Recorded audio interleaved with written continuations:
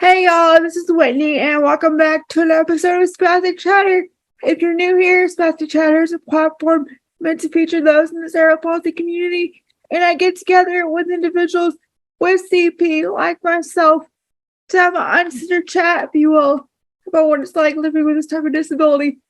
And for this episode, I have with me Philip, and he actually reached out to me wanting to be interviewed on Spastic Chatter because he's watched or listened to every episode. He said, and that really makes me excited. So this is going to be an awesome interview. Philip is a coach for people with disabilities.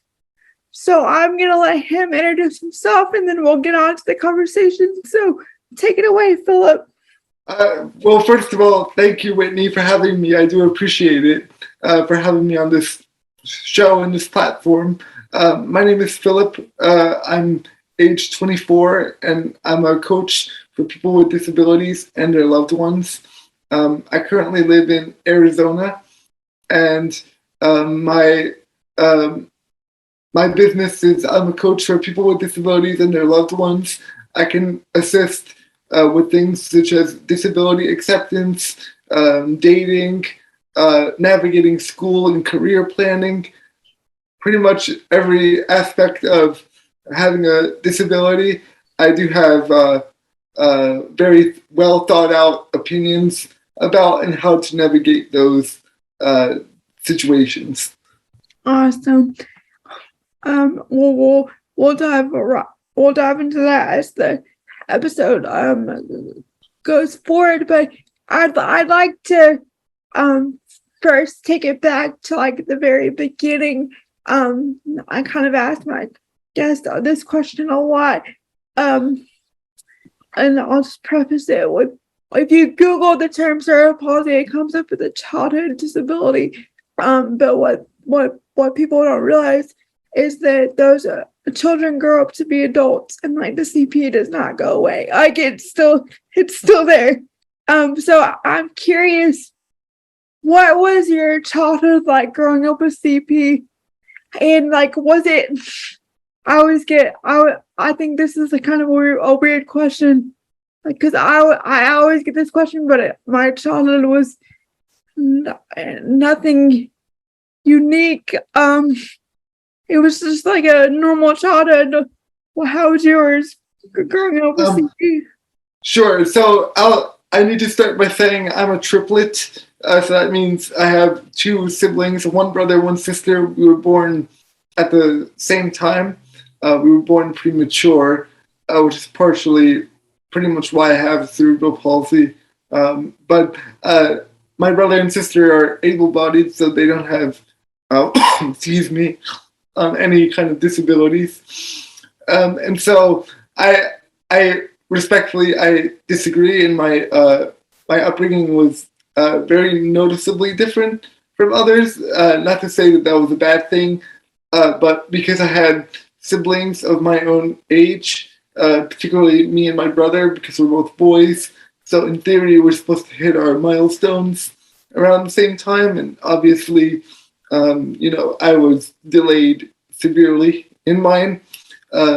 So I did notice a lot of differences in my childhood compared to other kids, not only the siblings that I have, but my peers at school.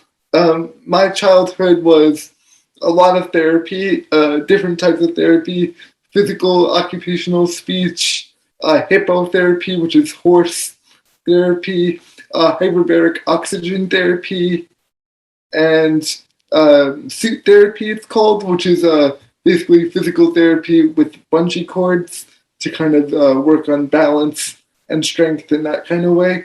So basically a lot of different types of therapy. Then as I got older, I did, some able-bodied sort of things. I tried to play the drums. I was a childhood actor, so I was in a few different things. And I also played wheelchair adaptive sports for people with physical disabilities.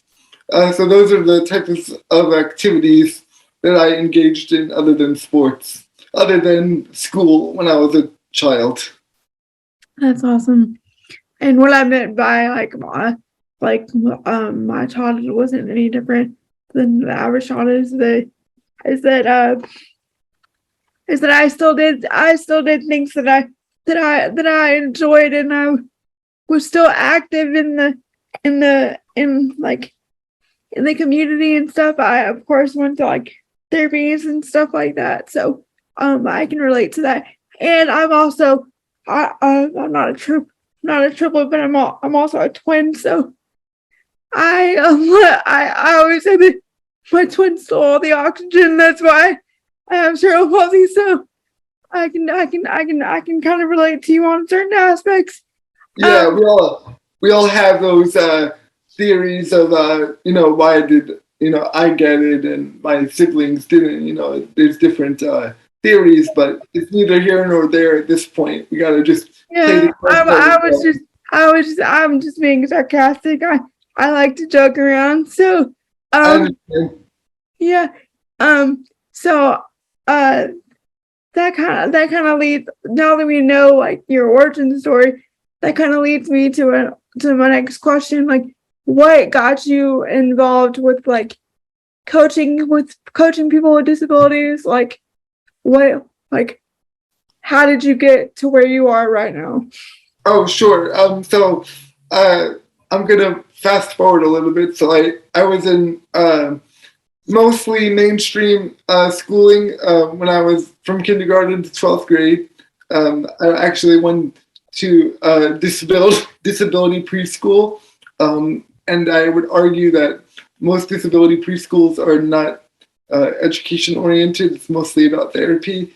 That's not necessarily a bad thing, but I felt disadvantaged, especially in my early childhood, because my preschool was not really education oriented, so I had significant trouble in school most of the time. But I graduated high school.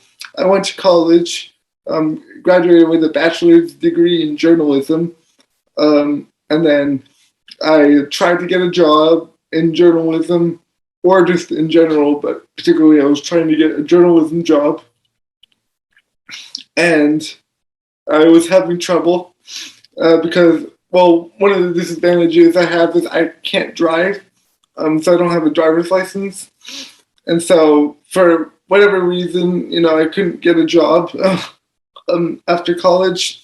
I eventually did, with the help of my parents. I started out with my dad's company, and then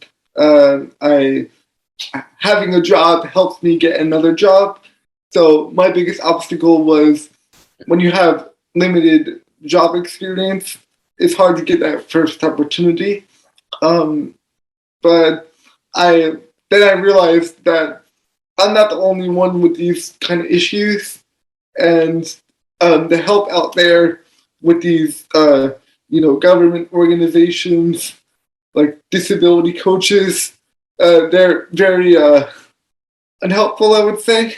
And so I figured, who knows about this kind of stuff better than I do and better than we do for the children with congenital disabilities. We survived all kinds of difficult situations, so we should probably help the other people so that they could avoid some of the issues that we had, and for the things that cannot be avoided, they can at least know what to expect.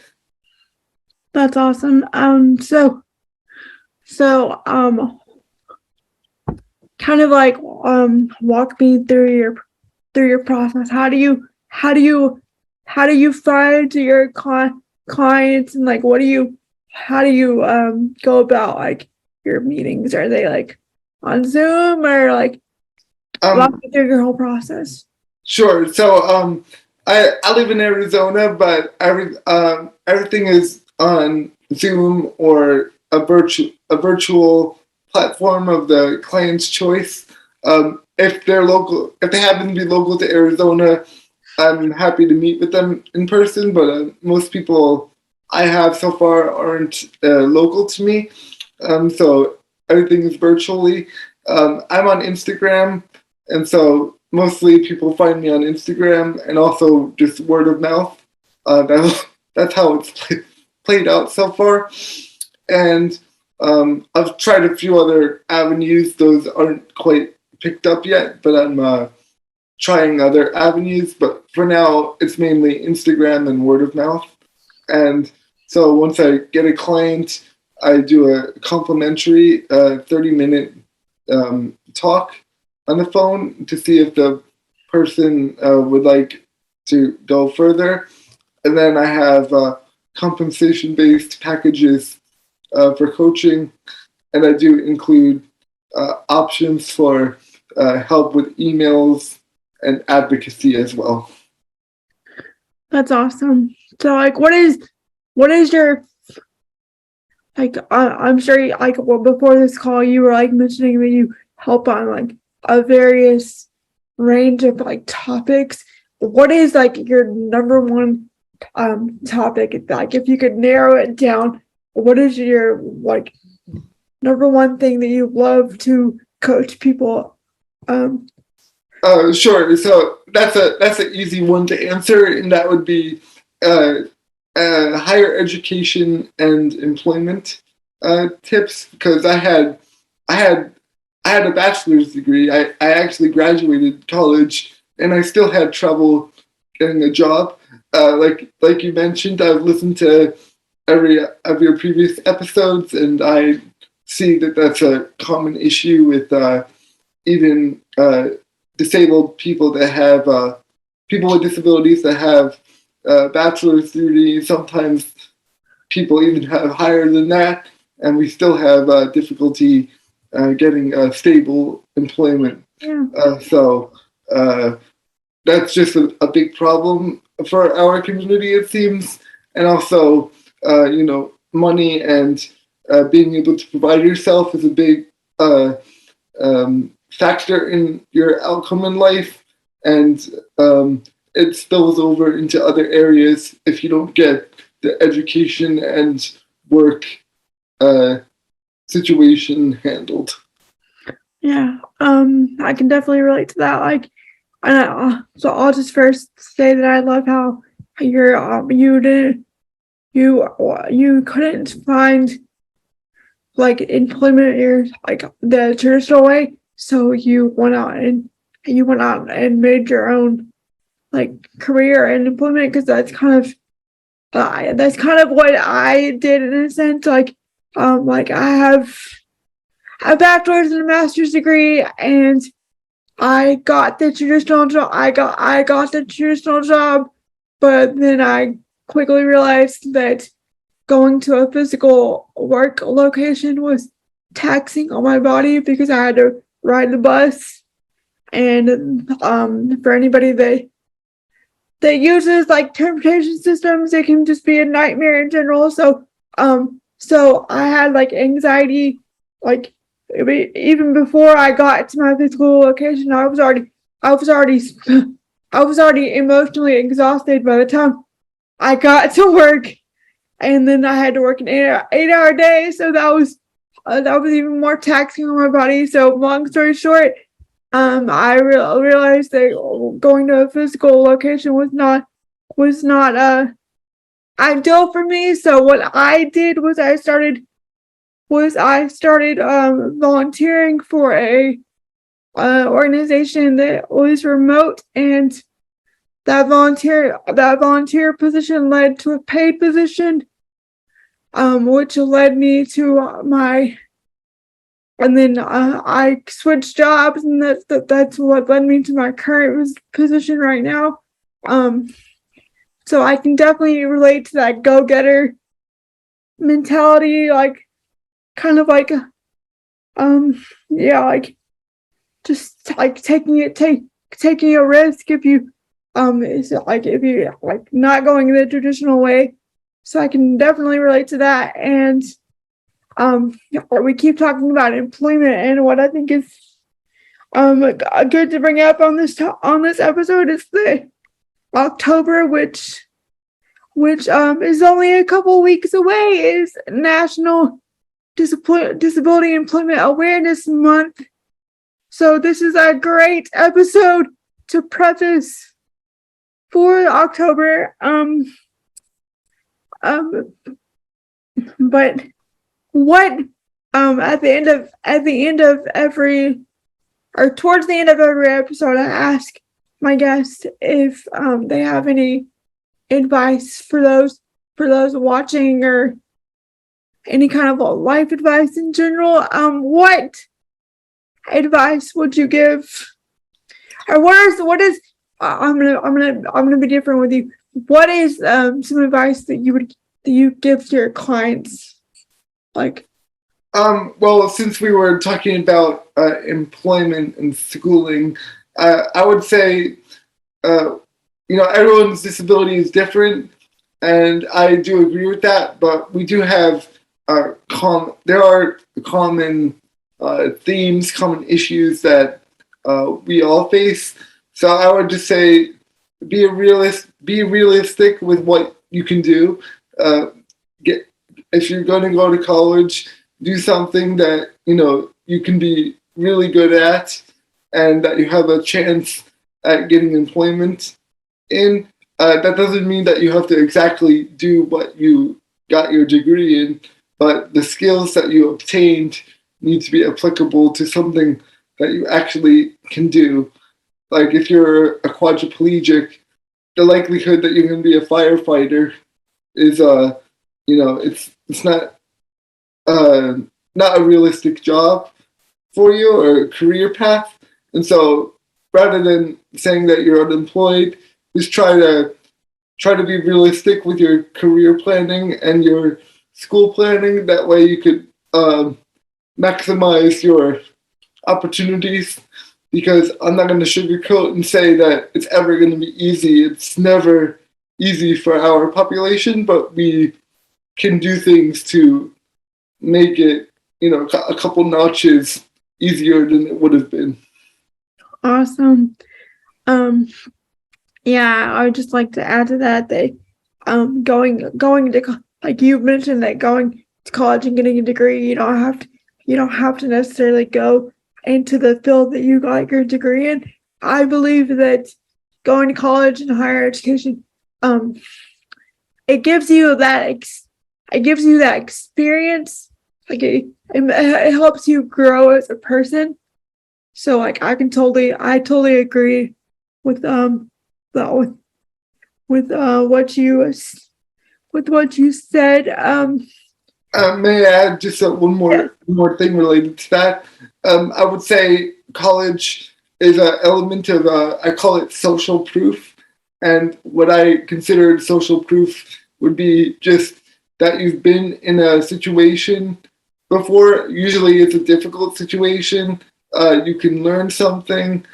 So by going to college, you're obtaining social awareness, and people are seeing that you're in the mix with the non-disabled, able-bodied crowd, and so that will help you get employment. Usually people are skeptical of our population because they don't have a good sample size of what we can do or anything about us. They just assume the worst. So we have control in some way by putting ourselves out there in difficult situations and showing that we can come out the other side stronger than we were before. Very cool. Where can people follow you? You mentioned your Instagram, and I will link that in the description. But do you have a website? Where can people follow you on? So for now, I'm mainly on Instagram. My handle is Philip Bramwell Coach. I can spell it out, or you'll probably put it in the. Yeah, I'll put it in the description for people that want to check you out. And you could also reach me via email. My email address would be philipbramwellcoach@gmail.com. I'm sure Whitney will also put that in the description. Yep. And thank you, Phillip, for wanting to be on an episode of Spastic Chatter. If you're watching this and you want to be on an episode, feel free to reach out to me, and I'd love to have you. I love sharing other people's stories. But until next time, thanks for watching, and I was gonna say I'd see everyone later, but I don't, but yeah. Okay, bye.